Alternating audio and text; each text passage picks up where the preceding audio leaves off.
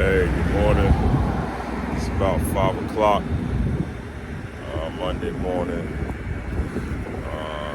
Back at the shop again. As you can see, there's a truck behind me. Yeah, I got the oil change, not the oil change. I got a wheel alignment last week sometime, but they didn't finish it. They didn't.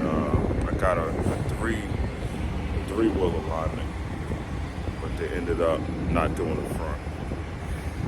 So I'm back here again, 5 in the morning. It's about 28 degrees. But again, this is what happens when you got a truck. You got to take care of it. Sometimes things don't work out exactly the way you want them to. But yeah, I'm about to walk down this way.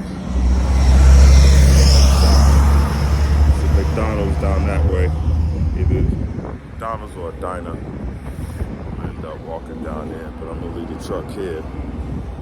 See the truck in the background. I'm gonna leave the truck here and go ahead and get something to eat. Yeah, it's cold, but I love this stuff. I ain't even gonna front.